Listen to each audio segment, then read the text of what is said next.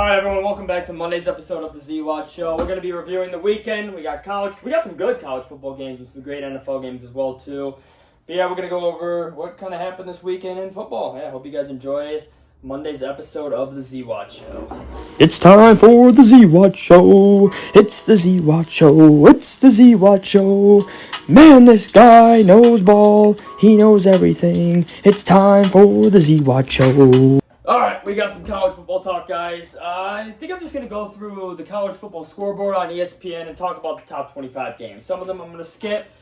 We had some good games. A lot of shining moments, I guess I should say, with a lot of teams. A lot of, I don't want to copy Big Cat here, but a lot of gateway games for some teams. Like, you win this game, you're going to be just fine. You still have a chance. You lose this game, you might as well wrap up the season and start recruiting early. And you gave up on your team. And there were some teams like that, including the Florida-Miami game. Florida sucks. We're just going to have to be honest, guys. Florida might have to disappear as a program. I think Florida should give themselves a 5-year ban on how poorly they have played the last couple of years. I think they might be the first team, or the only team in the last 10 years, to finish ranked lower than they were in the preseason. Their ass. The entire state of Florida has better football teams than Florida. I think if you combine the best high school players in Florida, that team would be able to beat this Florida college football team with 22-year-olds, 23-year-olds on their team. I mean, it's pathetic. And Miami, by the way, I think Miami jumped up all the way to number 2 in the rankings. Miami didn't play that great either. Carson Beck looked like how he did last year at Georgia. He sucked. He went 7 for 13, 160 yards, and 1 interception. But that game was never in jeopardy at all. I mean, I guess it was 13-7 going into the fourth quarter.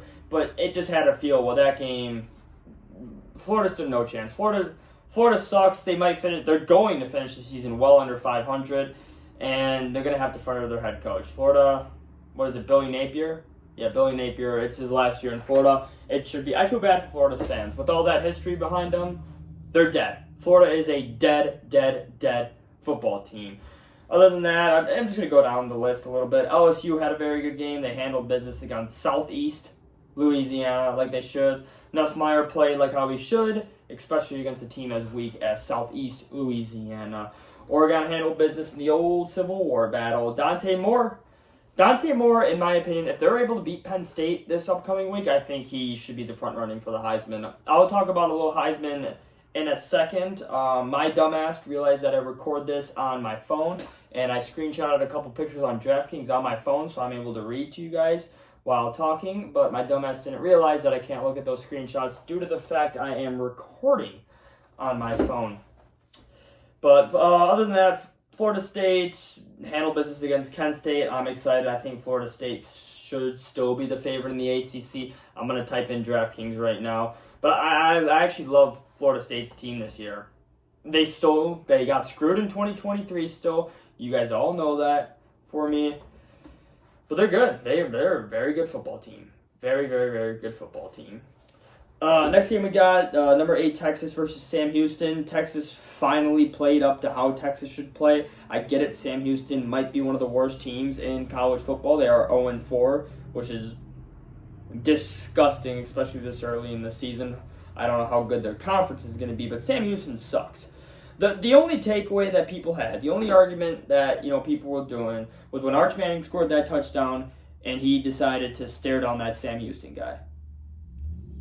And there were a lot of memes all over social media, a lot of people laughing at Arch Manning, like, why the fuck is he doing that? Like, he doesn't deserve, Arch Manning, you're supposed to be the Heisman favorite this year and you're staring down a Sam Houston guy. I think it's fucking incredible he finally showed some passion. He finally did something. If you're a football player on Texas, you want to see Arch Manning with some kind of emotion. The first 3 games, sorry Arch, you've played like absolute dog shit. Absolute shit. For being the Heisman favorite, you've sucked. You have legitimately sucked the first 3 games. And he's finally showing some emotion. I understand it's against Sam Houston, but he handled business. He went 18 for 21, 309, 3 passing touchdowns. And he stared down a guy. I want to see that a lot more out of Arch Manning. Arch Manning is a terrific runner. if we're able to see some heart and some passion, some cockiness out of him, I think Texas still will have a shot to win the SEC. Right now, I think if they're betting odds, they're still a top 3 favorite to win the SEC. That just, I don't know how. I don't know how. But if Arch Manning's able to play like that and develop a game almost like a better version of Haynes King, who plays for Georgia Tech, I think Texas has a legitimate shot at not only just winning the SEC, but they could still win it all. They could. I mean, I'm going to look up the SEC favorites right now if I could scroll to that. Yeah, they're still the second favorite behind Georgia. Georgia looks like the clear one, even though Georgia hasn't played damn near anyone right now. All right, moving on to the next game that I had, Indiana versus Illinois. This is one of the biggest games, probably, I think in terms of seeding, the best game that we had to offer. Yeah, because Auburn, Oklahoma would have been the other one, if I'm not wrong. Yeah, this is the best game in terms of seeding. And I do want to say I am sorry to the entire state of Indiana. I did doubt Indiana the entire year. I've been saying it since the beginning of the season. I think I thought at least Indiana was going to take a massive step back. I really did. And I apologize to the state of Indiana. I love the state. I drive through there when I drive to my grandparents' house in Michigan. Like, I absolutely love it. It's a beautiful scenery there. But I thought your football team was going to be absolute dog water this year. I said you guys weren't a top 25 team this entire time. Like, get them out of the top 25. They're just there because of how good of a season they are last year. And now it's technically still a top 10 win. It's still against an Illinois team who should not have been a top 10 team. But to blow them out 63-10, that's pretty fucking good.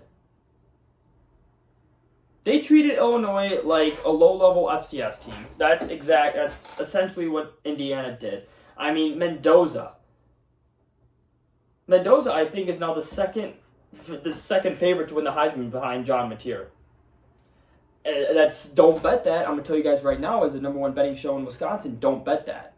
But he's the second highest favorite. He's the second best odds to win the Heisman right now. He won 21 for 23, 267 rushing yards and 5 touchdowns. And I'm sorry, I don't know what they did with Illinois. I think they're ranked 22 now. I think Illinois should be absolutely out of the top 25 rankings. I don't think anyone's going to overreact to this Indiana win, though. I really don't. I still don't think anyone thinks Indiana has a chance, not just to win the Big Ten, but to not even make the college football. I still think a lot of people think Indiana's not going to make the college football playoffs. They still have to play Penn State. They still have to play Oregon. Those are the 2 games where we're actually going to see what Indiana has. Indiana, although has a top 10 win under their belt and on their resume now, so that's going to play a lot better in the end of the season when they do go 10-2. Because again, they are going to lose to Oregon and they are going to lose to Penn State, barring any injuries from Drew Aller or Dante Moore. And that's what scares me though about this team. Being a Michigan fan, I'm scared because Michigan still does not have that top 10 win, and we won't be able to have a top 10 win until we play the Buckeyes in the game the last week of the season. But Indiana, shout out you guys. I do apologize. I really, really, really, really, really, really, really, really do.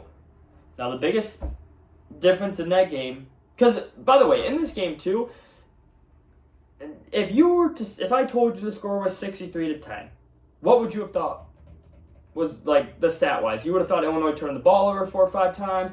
You would have thought, a lot of turnovers were happening, essentially. That's what you would have thought. You would have thought, Illinois' quarterback, Luke Altmaier, just played a horrific game stat-wise. Like, if you look at the stats don't tell a 63-10 ball game. They really don't. I mean, I'm going to take that back because if you look at the rushing for Illinois, they had 20 carries for 2 yards. They averaged 0.1 yards a carry. That had to be the worst in the nation on Saturday. I don't know. I don't have a stats guy. I don't have a co-host. But that has to be the worst stat I've ever seen. 20 carries for 2 yards. I mean, me and my buddies can form a team of our grandparents, especially our grandmas, dead or alive, and be able to rush for more than 2 yards on 20 attempts against any college football team. That's how pathetic Illinois' rushing attack was. Again, Indiana rushed for, what I write down, 6.4 yards a carry. I have it right here, a total of 312 yards. They just physically dominated Illinois. it was a bloodfest. I mean, if you want to get one of those key stats that I can pull out, third down was the biggest. When I looked up team stats, third down was kind of the glaring issue with all of it. Illinois went 1 for 10, while Indiana went 8 for 11 on third down. But shout out Indiana, man. I do apologize to all those Indiana fans. I doubted you guys. I seriously did. I said this could be a year you guys bounce back going to 8-4. But Coach Sig, man.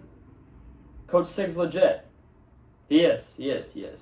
All right, going on the next game in terms of rankings, we got Auburn versus Oklahoma.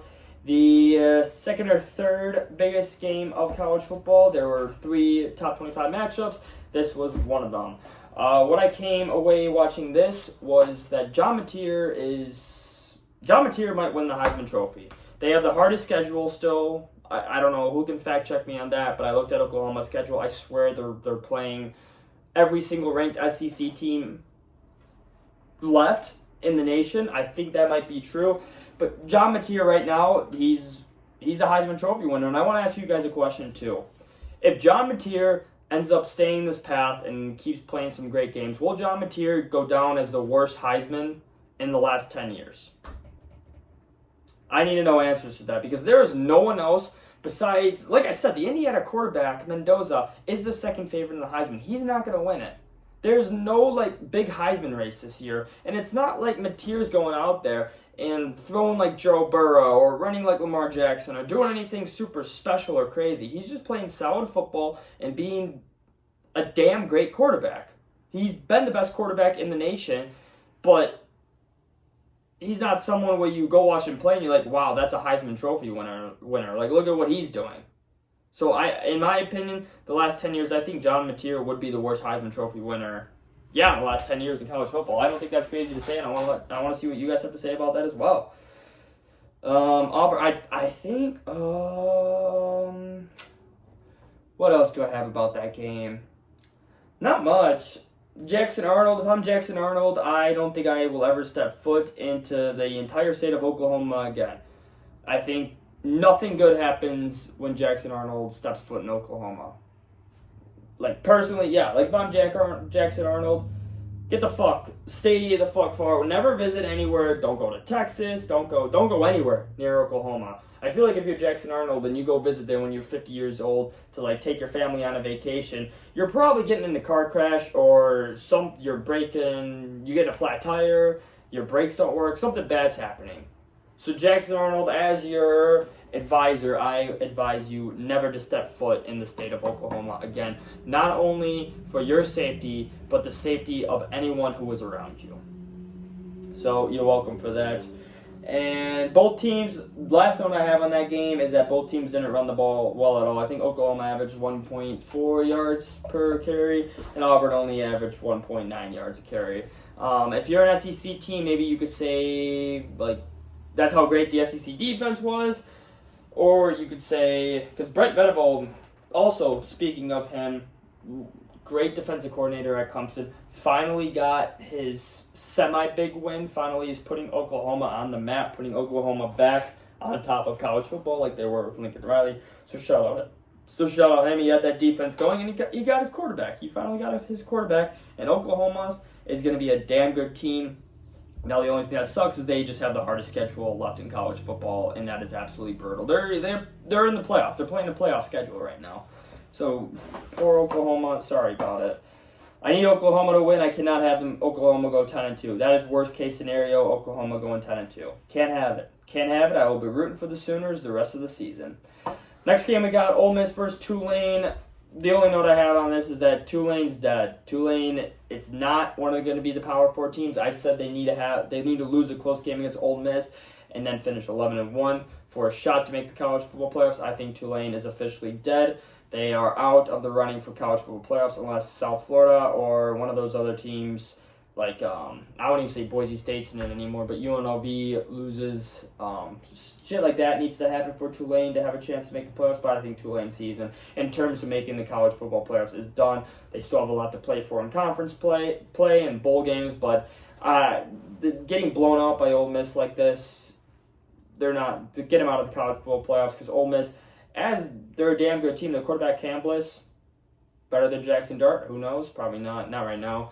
But he had a total of 425 yards rushing and passing, and a couple touchdowns as well too. Tennessee handled business against UAB. I'm also reading the stats. I saw Joe Kitna's son? No way. Alright, next game we got is Texas Tech versus Utah. This was where College Game Day was. This was the biggest game of the weekend, even though I don't think it was. You could have said Illinois, Indiana was, Michigan, Nebraska, Oklahoma, Auburn. Oklahoma, Auburn was probably the biggest game of the season because Auburn football is officially back as well too. I just think Oklahoma's a damn good football team. But Texas Tech versus Utah, yeah, we got to start putting some respect on Texas Tech. Texas Tech is legit. Texas Tech is probably going to win the Big 12. Texas Tech is probably going to win a playoff game. Texas Tech is legit. And it's not only their offense that's been super explosive the past 3 weeks. I think they were averaging 50-something points a game. But their defense against Utah was incredible.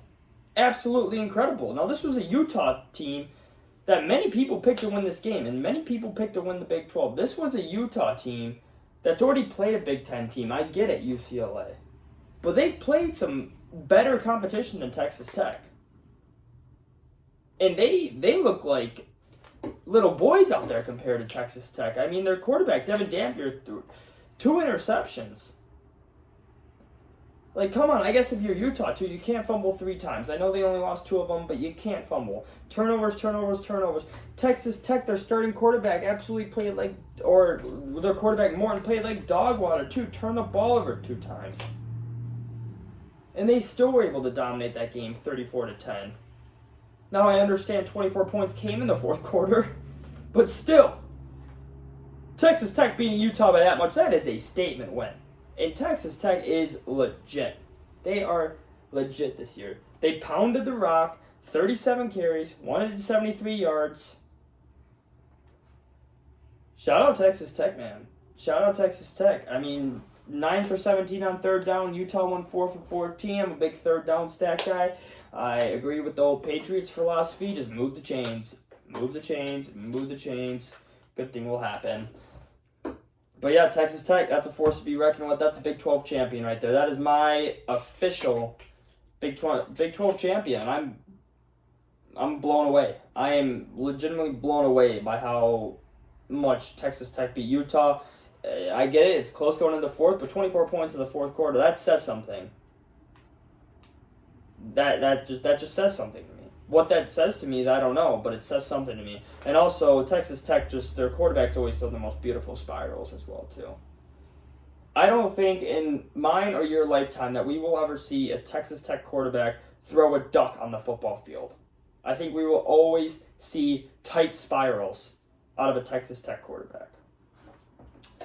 All right, moving on to the 18th ranked team in the nation. That would be the Georgia Tech football team based out of Georgia. Georgia Tech handled business against Temple. Haynes King still a dog. The Haynes brothers, even though one's white and one's black, the Haynes of Georgia Tech are incredible. Jay Haynes rushed for 12 carries, 107 yards. Haynes King handled business, had 2 touchdowns passing. I don't know how many on the ground, but probably pretty good. Vandy is a legitimate contender as well in the SEC. Vandy sneaky. I don't know. What are the odds to make the playoffs? What are Vandy's odds to make the playoffs? I need to know this. I got to know this. Playoffs. I'm going to say right now, Vandy's sneaky to make the playoffs. I like that bet. Where's Vandy at? Where's Vandy? Plus 750 to make the college football playoffs. They have one of the best quarterbacks in the nation who's been balling out this season. Absolutely. I'm going to check Vandy's schedule. I like Vandy playoff. Do I like the rest of their schedule? Absolutely not. They still have Alabama.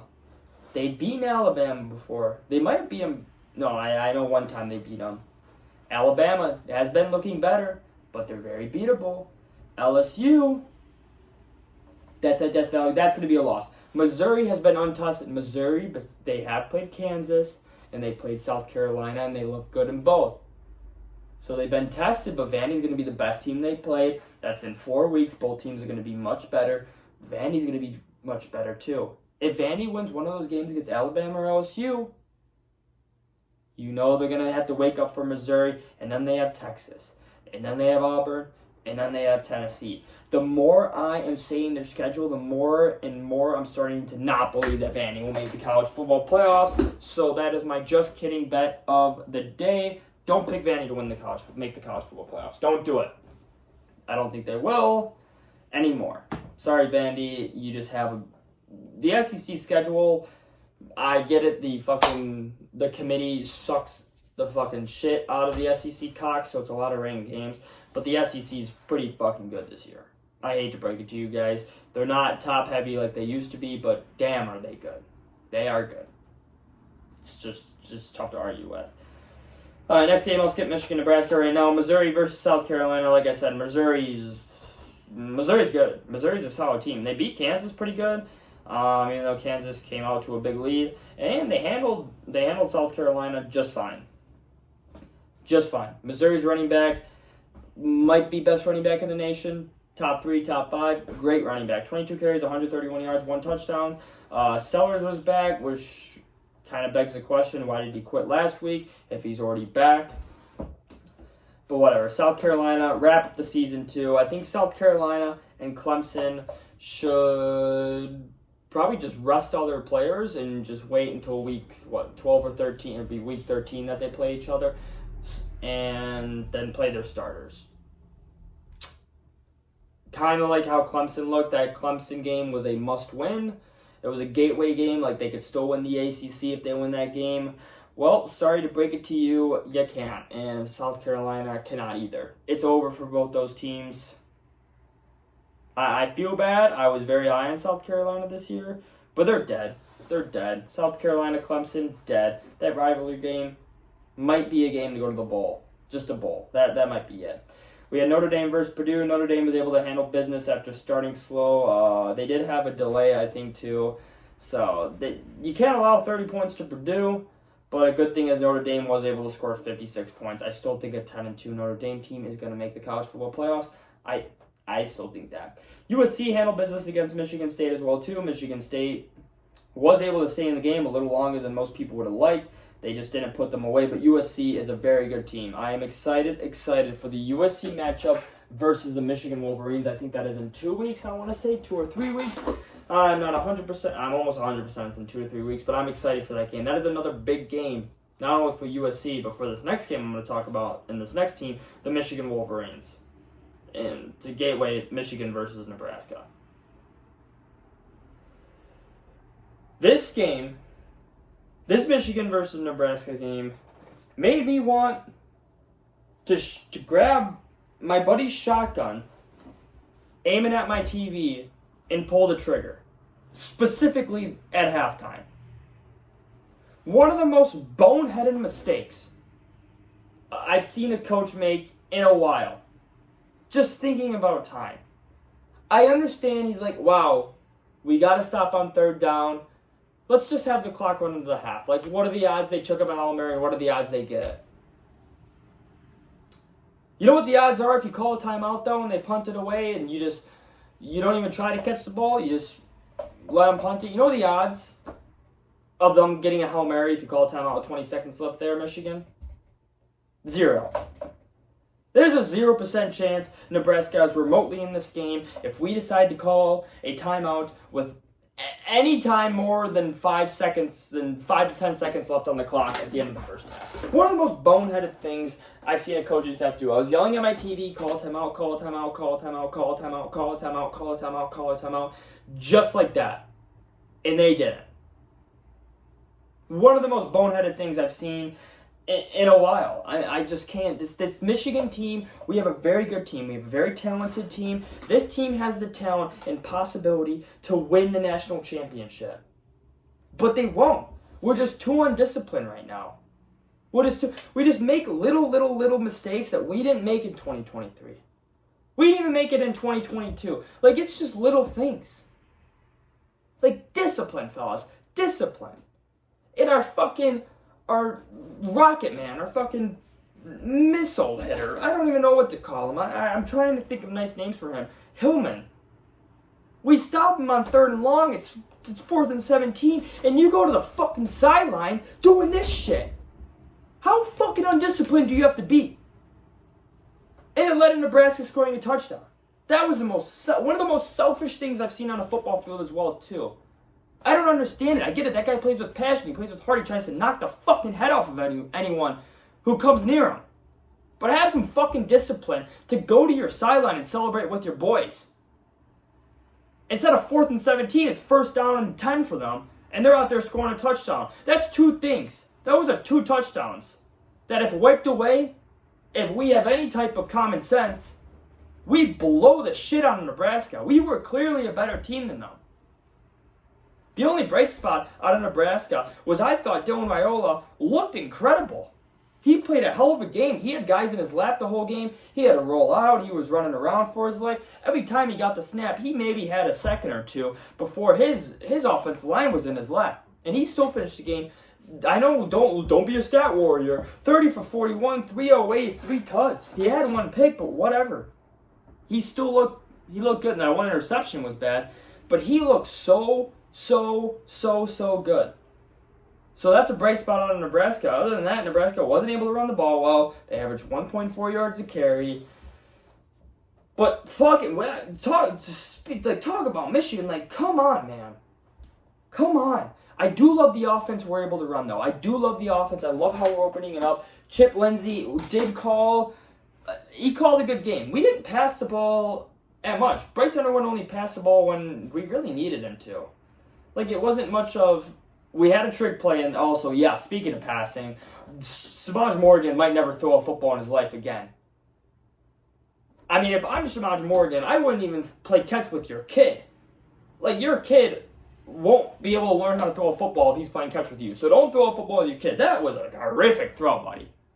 Like, terrifying of a throw.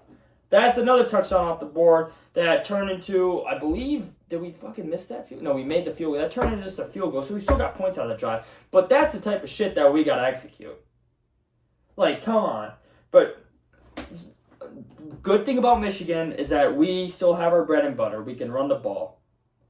I loved how the offense did. If you looked at the stats, you might have thought that we went back to like our tight formations, pound the rock, but we didn't. We ran the ball perfectly. We got explosive plays. We got a 54-yard touchdown run. We got a 75-yard touchdown run. We got a 37-yard touchdown run. Explosive runs. That's Michigan football right there. If we can get those explosive runs, we're going to win damn near every game we play. There's not going to be a game where we're not in. We still have a good defense as long as we stay disciplined. Dylan Raiola is going to be the best quarterback we face.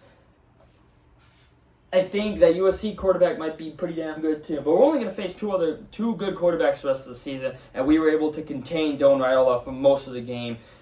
Besides the Hail Mary and besides that stupid penalty, we dominated Nebraska, though. That was on the bright side. And Bryce Underwood, by the way, when we see Bryce Underwood in the open field, my God, is this kid special. He's 18 years old, and he's already a top quarterback in college football. He's going to win the Heisman Trophy one of these years. He's not going to be this year. He's too far gone unless we just go on a tear 11-1 and he just starts throwing for like 300 yards a game. He's not going to get the stats this year to back up any type of Heisman conversation. But, bro, I got flashbacks of Cam Newton when he ran. He's so fucking fast and explosive when he's running. Like, my God. I love the kid. I love Bryce Underwood. He's my quarterback for the next 3 years. I'm a ride or die for him. That's my boy. That's my boy. But very happy with how the game went besides just the little mistakes. But we look good. Us Michigan Wolverines, we look like a good football team. We really do. I think we're going to be able to compete with most teams. I said this is a team that could win the national championship. I don't want. That's just me being an optimistic Michigan fan. Will we? Probably not. But still, we look pretty good.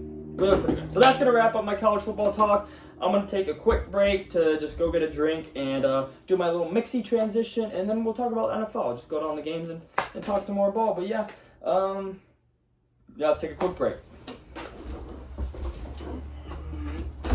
Alright, guys, we're back from the break. Then you guys had to go pee as well, too, not just drink some more water. But alright, let's get into the NFL games. I see the scores. I have the scores on my computer. Let me go down the list. We'll go 12 o'clock to there. I'm going to skip the Thursday night football game. That's out of our mind. I'll never do the Thursday night football game. That is out of our mind. We're done. Did the Dolphins cover when I told you guys to pick the Bills in a landslide? Manslaughter? Absolutely. But we're not going to talk about that. Who cares? We're not going to talk about that. We're going to talk about another game that I told you guys wrong as well, too. But I'm not mad. I'm not mad. That was the biggest waste, or my happiest $5 spent of my life. And that was the Green Bay Packers versus the Cleveland Browns. I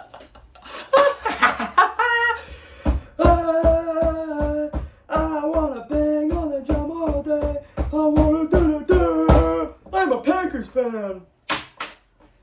Great game against the Cleveland Browns to all you fucking stupid-ass cheeseheads out there. Pathetic performance out of the Green Bay Packers. Jordan Love looked like Tua after 5 concussions. That's kind of what that game looked like. I'm going to be honest. Jordan Love, that one interception that he threw inside his own, like in their own territory, one of the worst interceptions we've seen in a while. I don't know what your read was, and I just stuttered. Fuck, that's going to ruin this. But anyways, Jordan Love sucks. Jordan Love played like the worst quarterback in the NFL. He played quarterback like he has never learned how to play quarterback ever in his life. He just went out there and tried to throw the ball. Even if he did make the right read on that interception, that was a horrific throw that was low and behind him too. That would have been picked off no matter what. But I loved every single second of this. Every single second of it. The Browns coming back. The blocked field goal. Did they have a blocked field goal at the end? There are also, by the way, before we get into this, there were so many blocked field goals that I cannot wrap my head around how important special teams are in the National Football League. And this goes to any level of football. Special teams will always be the most underrated thing about a football game that not a single casual fan cares about, football coaches rave about, and people who know a little bit about football just know how important it is, but it is so underrated how important special teams are. There were 3 games. 3 games. Well, 3 games that had blocked extra points, but 2 games won by a blocked extra point. And one of those games was the Browns versus the Packers. Incredible. Joe Flacco didn't look that good. There were no explosive plays. Judkins looks like an NFL running back. He had almost 100 yards, 1 touchdown. Again, I sat here on Thursday telling you guys that the Packers, to me, are the best team in the NFC, and I want to retract that. I want to retract that statement. You don't lose a game this poorly to the Cleveland Browns. You don't lose a game like this if you're the best team in the NFC. You just don't. You don't do that, and the Packers, they're just not, apparently they're not consistent enough. They're not. This is a telling game about the Packers. This is still a telling game about Jordan Love. I said all Jordan Love has to be is fucking average for the Green Bay Packers to probably win the NFC, and he just wasn't that. He's not living up to the expectations set before him with Brett Favre and Aaron Rodgers. He's not. He's been bad. He was so bad. His stats, 18 for 25, 183, 1 touchdown.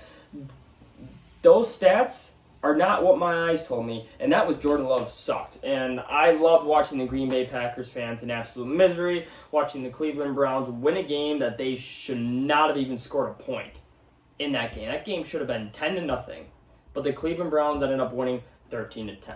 Moving on to the next game, Indiana Jones is the greatest quarterback of all time. Indiana Jones is the type of quarterback you would take a bullet for just to have on your team. Daniel Jones is the man. Daniel Jones, right now, if Josh Allen and Lamar Jackson decided to go take a 2-month vacation to Fiji together and just wait till the playoffs, Daniel Jones would be your 2025 NFL MVP. He has been playing absolutely incredible. This Indianapolis Colts team is incredible, apparently. They whooped on the Titans, understandably. They should. This is what a good team does. They beat up on bad teams. And that's what they've been doing. Last week, they shouldn't have beat Denver. They beat a very tough Denver team. They're 3-0. Indiana Jones. He's the fucking man, baby. Also, Jonathan Taylor, he is one of the most underappreciated running backs in the league as well, too. He has been dominant. throughout his entire career. Anytime he's healthy, he's the one touchdown run he had, spectacular, amazing. Dude finished with 3 touchdowns on Sunday. He's great. Next up, we got Vikings versus the Bengals. Absolute blowout.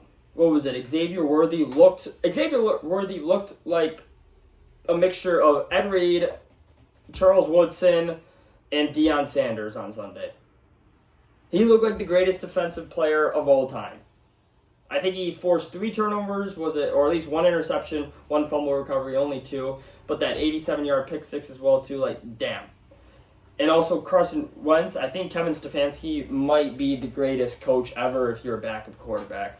Him, Kyle Shanahan, we're seeing with Mac Jones, and Sean McVay as well, too, we've seen. Those 3 coaches, if you're a backup quarterback or your career has been noted to be, like, you're dead, like, your career is over, go to one of those 3 teams, sit there, be a second or third string guy, learn from a year, maybe you'll get to play, show out. Carson Wentz looked pretty good, too, even though he didn't have to do anything special to win that game. Was 48-10, the biggest deficit in Cincinnati Bengals history, I think I saw.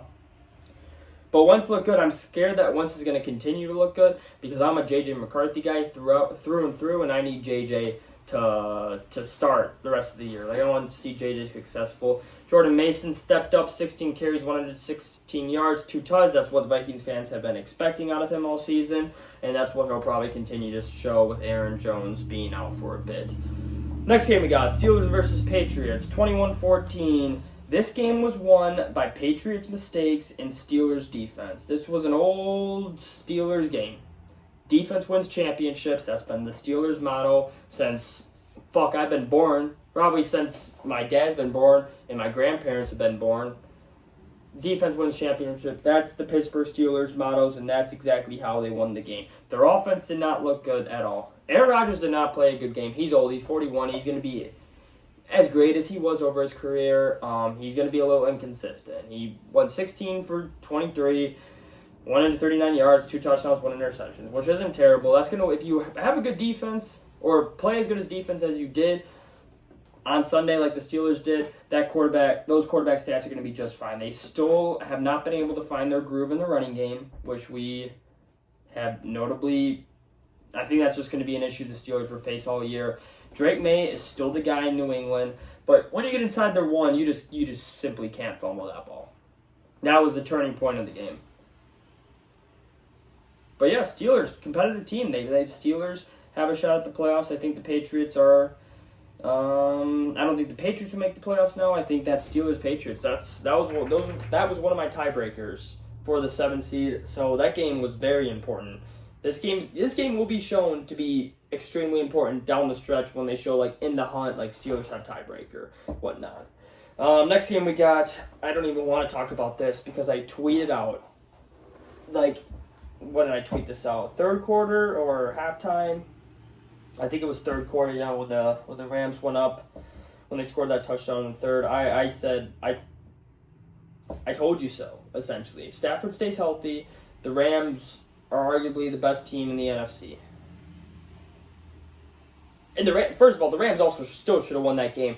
But the Eagles are the best team in the NFC. The rest of the season, I will not fade from that response. The Eagles are the best team in the NFC. Until some other team proved me wrong multiple times, the Philadelphia Eagles are the NFC favorites. Still.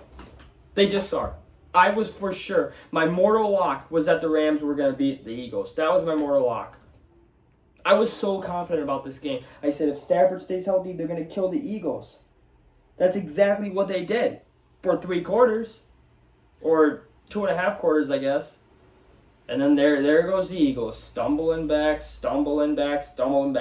Jalen Hurts, I don't know why people keep doubting him. I don't know why people keep saying he can't throw. I don't know why people keep saying he's not a good quarterback. He shows time and time again that he is an exceptional quarterback. 21 for 32, 226, 3 touchdowns throwing. When you needed him the most, he performs. He does. Anytime the Philadelphia Eagles have needed him over the last couple of years, he performs to the level they need him at. Jalen Hurts is a top 10 quarterback. He just is. His stats will never reflect how important, how good he is. But there's a reason he's a Super Bowl champion. He's been to the Super Bowl twice, by the way. It's not like it's just a fluky one-time thing. This dude's a bona fide winner. He's won every single place he's been at in his entire life. Dude's a bona fide winner. We all just have to respect Jalen Hurts. It's tough. Like, you want to talk shit about Jalen Hurts, there's a lot to criticize. There's a lot. If you're arguing with someone, you could make a very good argument that Jalen Hurts is not a top 10 quarterback, but he just is. He just is. He just is. He just wins football games. What's the most important stat out of a quarterback? And that's wins. And that's all this fucking guy does. And they beat the Rams, even though the Rams still should have won that game, even after the Eagles come back, because, again, blocked field goals.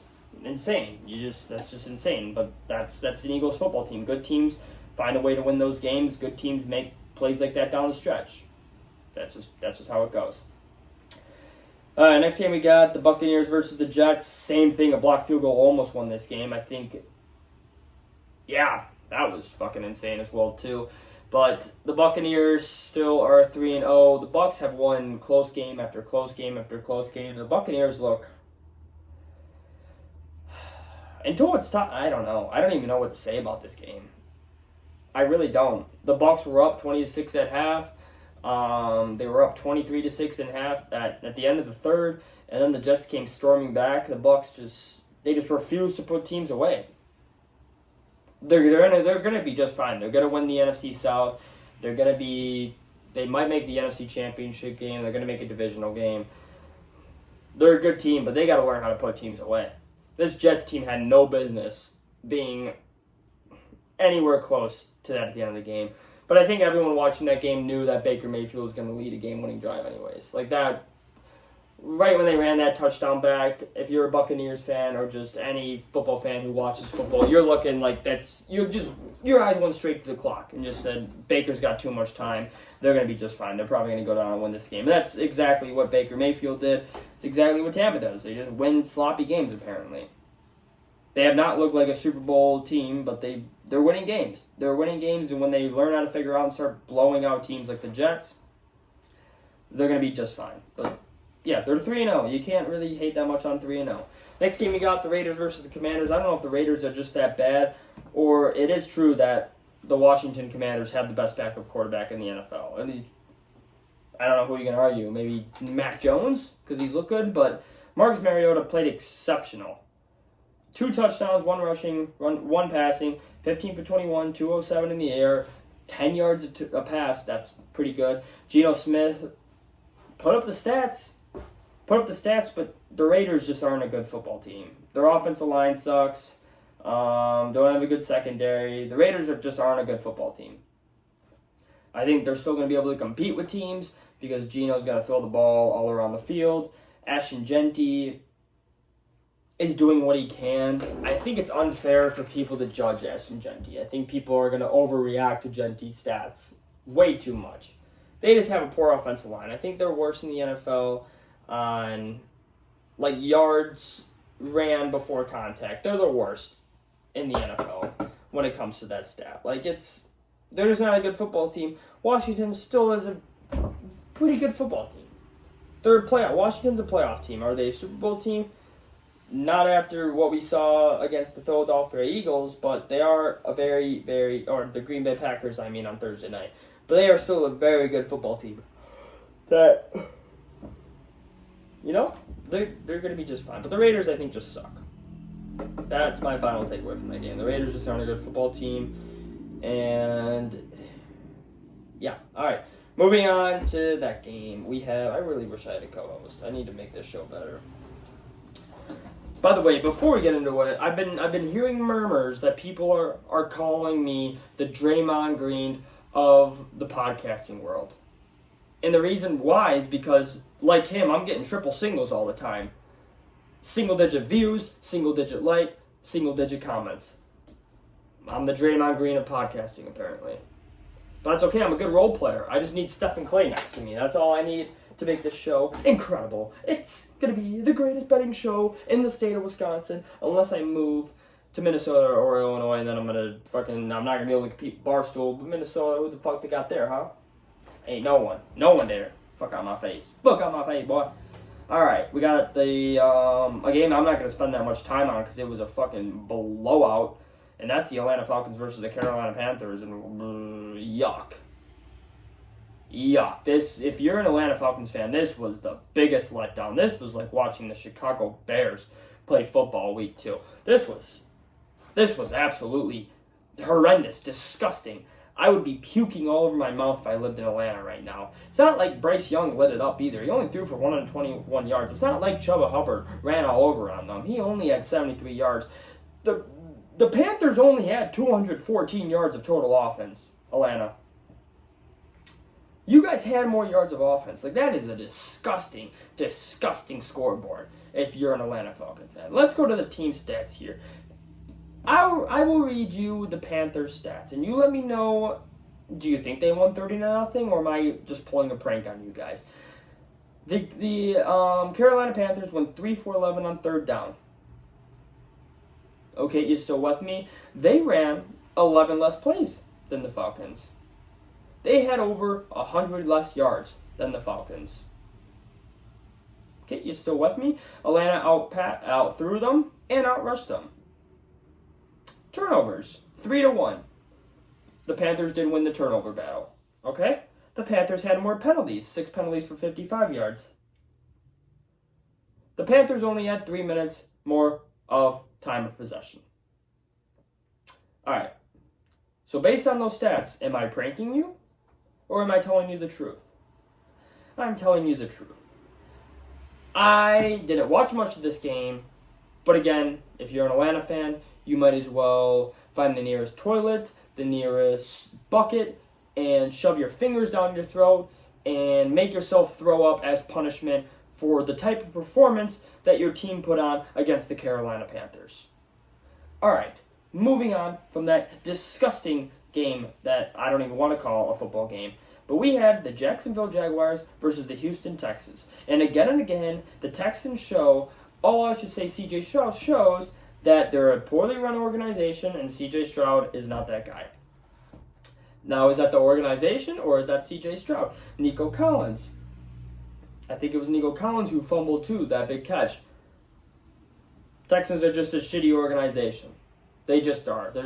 They had one good year, or they made the playoffs last year. Did anyone talk about them? No. Did they play in one of the shittiest divisions in football? Yeah, that's why.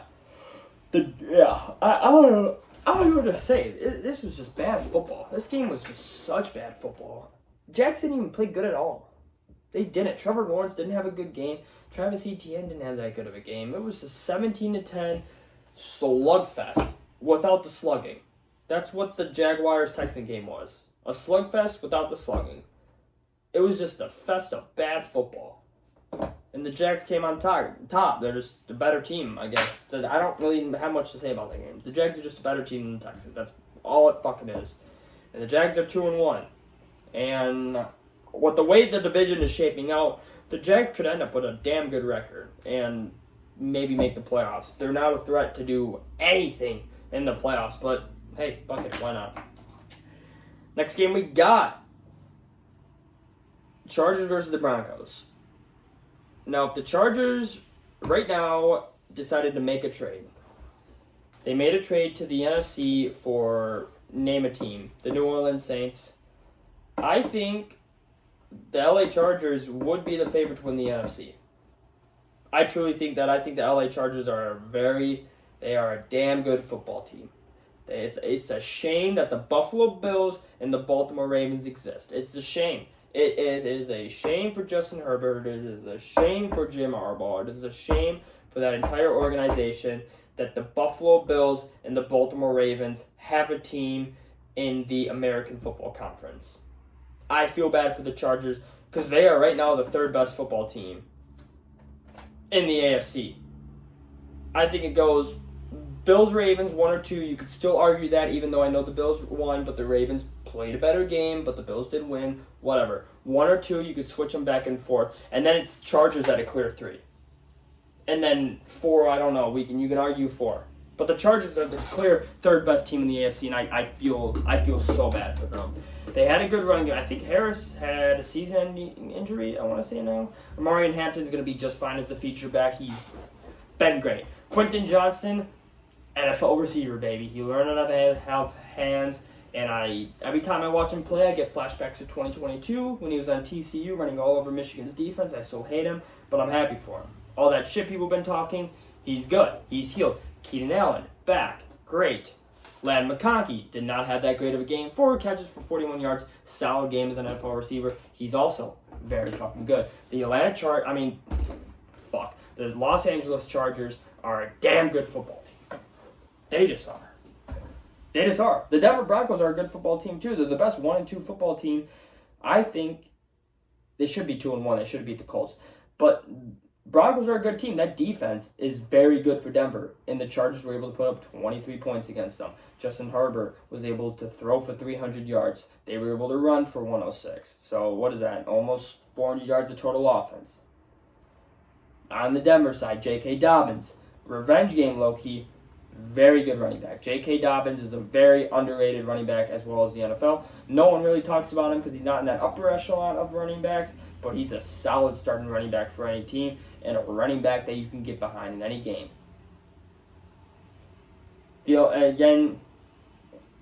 And then Denver also needs to find guys who are going to make plays other than Courtland Sutton, too. I have Courtland Sutton on my fantasy team, but shout out him. But your second leading receiver, 1 can't be R.J. Harvey, and 2 can't have 14 yards. These were the leading receivers. You had Courtland Sutton at 118, and then you had a guy at 14 yards, 9 yards, 8 yards, 4 yards. And then J.K. Dobbins had 1 catch for 0 yards. That's not good. That's not good. The Chargers were 89 yards, 65, 59, 46 yards, 41 yards. That is a lot better than the fuck I see over in Denver. That needs to get fixed. And they did only lose by 3 against a very good Chargers team. So I hopefully the Denver Broncos won't panic. They're going to be just fine, but they're still a very good football team. Good defense. Rely on the defense. Bo Nix, keep developing. The Broncos are going to be just fine, but I think the Chargers are a very damn good football team. Next up, we got the Seattle Seahawks versus the New Orleans Saints. Sam Darnold is just a good NFL quarterback. Sam Darnold's a good NFL quarterback. Let's all admit it. Let's all look each other in the eyes. Let's all find the nearest mirror, look at yourself, and tell yourself that Sam Darnold is just a good NFL quarterback. He just is. I was told that Sam Darnold was going to lose all of his IQ points. He was going to learn the ability to lose a football after he left Minnesota, but he didn't. He's a good quarterback. He's a good NFL quarterback. Against the Saints, sure, whatever. He's played 3 decent games on the Seattle Seahawks. Spencer Rattler, I still like that they're letting him sling the ball around. I think Tyler Shaw is just he's not going to be a good NFL quarterback. The Saints just suck. I don't want to waste my breath on this game any longer, besides just giving Sam Darnold a shout out for being a damn good quarterback. But also on the Saints side, I do like how they're using him. Spencer Rattler, of course. Next game that I don't really want to talk about, but I am very happy for Chicago Bears fans, and that is the Bears versus the Cowboys. Score was 31-14. How was there only 7 points in the second half? That's the only concerning point I'd have of the Chicago Bears, but they did dominate that game 31-14. Dallas' defense just flat out sucks. Their offense is supposed to carry them. The Chicago Bears don't have an elite defense. I don't even know. It's the same storyline. Dak isn't the guy. People will argue Dak. He'll have one game where he throws for 400 yards, 5 touchdowns. Then he'll have games like this when you got to play against a good defense. You got to shitter. Show up. Show up and play. You have a good running back. That Dallas offense only putting up 14 points. Absolutely pathetic. No points in the second half. Pathetic. Jerry Jones' worst mistake of his career was paying Dak Prescott all that money. You gave yourself a trap. Dak Prescott has the stats to back it up, but he's not a winner. He's just simply not. He's never been a winner. Not a winner in college, not a winner in the NFL. You're just giving this guy multi-millions of dollars to have great stats. Which, you could, I guess, justify the money based off the stats, but when it comes to winning football games and being a leader, you can't justify having Dak Prescott as your starting quarterback. If you're Jerry Jones, you don't have that much time left. Get rid of Dak Prescott. That is your only chance of ever sniffing even an NFC Championship game, getting rid of Dak Prescott. He sucks. You walk into that game looking to end the Chicago Bears season, and you walk out of it in disappointment, disarray, and wondering why the fuck do we do this every single year and suck? You're the Dallas Cowboys. Like, come on. But shout out Chicago Bears. Again, maybe this is how Ben Johnson, one, was in his bag. Caleb Williams looked very fucking good. He was making great plays, other than just Dallas sucking. So shout out the Bears. The Bears are back. They got the Raiders next week. If they can win that game, they'll go 2-2, and they're back. They're back to even. They're back to a full slate. Where I don't think they're gonna make the playoffs, but if they finish in the hunt and give themselves a chance to compete in the last couple weeks of the playoffs, that is a successful season for the Chicago Bears. That is how success should be determined around Chicago, is if it's week 16 and they are still in the hunt with a legitimate chance. I'm not talking about in the hunt, but you need every team above you to fucking miraculously lose every game. I'm talking about in the hunt, like you kind of control your own destiny, but like maybe need help from one team. Like that situation, that would be a successful season for the Chicago Bears. Because I don't think they're going to make the playoffs, but give yourself in that hunt, and that's a successful season for Chicago. Next game we got 2 more games to talk about because the Lions and the Ravens do play tonight. I will reach that game. I'll probably talk about it on my TikTok more. But we got the Arizona Cardinals versus the 49ers. Clay, just NFC West shenanigans. I don't know. Decent game. Good last drive by the 49ers. Mac Jones, like I said, Kyle Shanahan, oh my God. I just talked about the Minnesota head coach too. Whatever. Shanahan, why can't I think of him? That's going to piss me off. But McVay, those type of coaches, he's good. Shanahan's proving why he wanted Mac Jones. Mac Jones has looked very good the last 2 weeks. He really has. He's just been letting loose. They get it score was 16-15. Christian McCaffrey had a decent game. That little screen pass they had to him at the end of the game. Perfect. End the game right there. Beautiful. Mac Jones went 27 for 41, 284, 1 TD, had 1 interception. Ricky Pearsall being the number 1 guy. Like I've been telling everyone this entire season, he will be the number 1 guy. Put some fucking respect on it. Marvin Harrison Jr. with one of the worst drops I've ever seen in my entire life. Kyler Murray is just whatever. He's bland. Arizona Cardinals are 2-1. If you're Arizona Cardinals, you can't be mad at losing a 1-score game to the San Francisco 49ers. You're 2-1.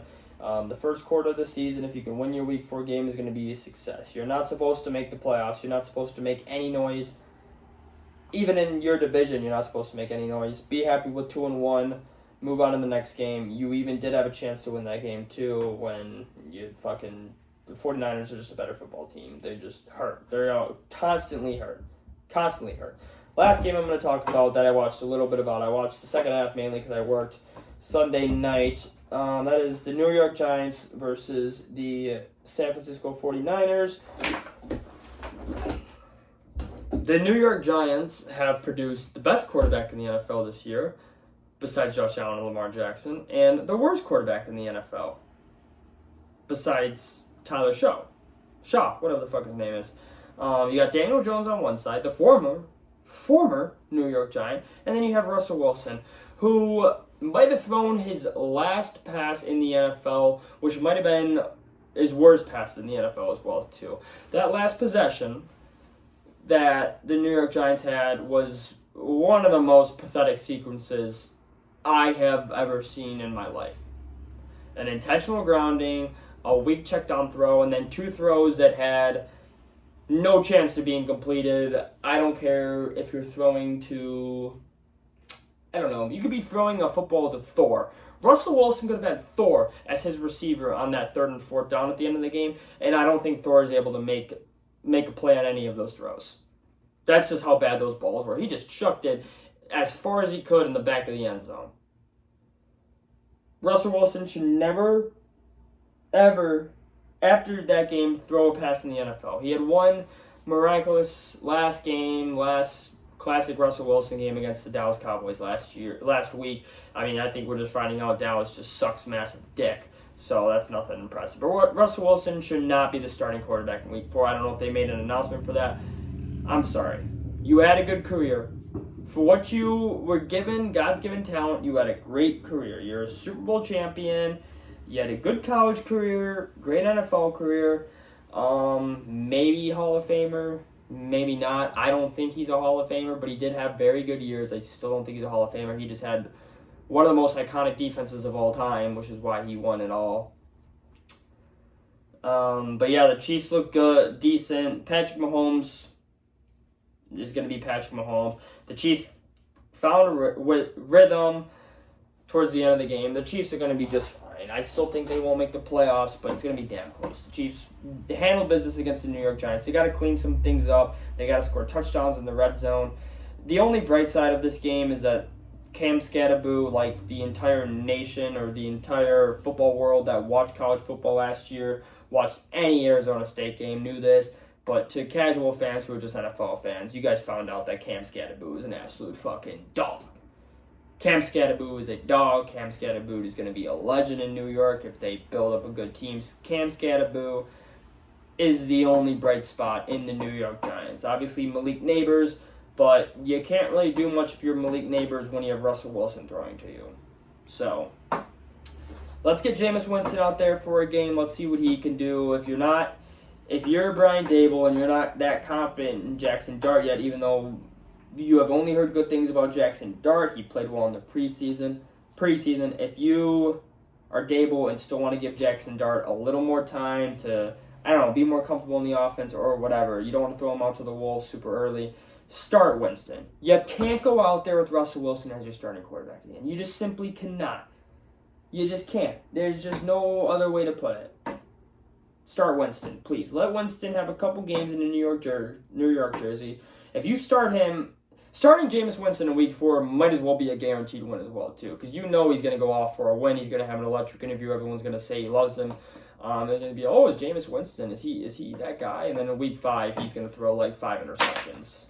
So that's going to be my betting pattern if I see Jameis Winston as a starting quarterback. But yeah, that's going to wrap up NFL talk. I hope you guys enjoyed this episode of me talking college football as well as NFL. I don't really have much else for you guys today. I don't have a hot take or nothing. Don't have a guest. We're still working our way. We're still making our way in this podcast world. Or show world. Whatever the fuck I want to call it. But yeah, I'm going to go work out now. I hope you guys enjoy some more football. Enjoy the Monday Night Football game today. Hopefully it's a good game. I need my Detroit Lions to lock in. I need them to lock in. I need them to make it a competitive game. If the Lions make this, I don't even care. I'm going to care tonight. But I don't care if the Lions lose this game. I really, really, really, really don't. If they're able to keep it competitive and Lamar Jackson leads a game-winning drive, they make a long field goal or some shit like that, or it's a tight game down the stretch, like it's a whatever. We fail to score at the end, we miss a field goal, they make a field goal score at the end. That, in my head, is an ideal world. We just cannot get blown out. I just want a close game. If we're able to compete with the Baltimore Ravens, I will be confident about the rest of the season with the Detroit Lions. This is my measuring stick. A lot of teams had measuring stick games in week 3. This is our measuring stick. We got essentially blown out by the Packers, even though we only lost by 14, and we blew out the Bears. That's two sides of the spectrum. We're playing the best team or second best team in the NFL, whatever way you want to think. Let's go. This is a massive measuring stick game for the Detroit Lions, but I don't want to talk about it anymore. I talked about it on Thursday already, so if you want to hear more thoughts about that, watch the Thursday episode. You can just skip to the Lions-Ravens portion. I don't care.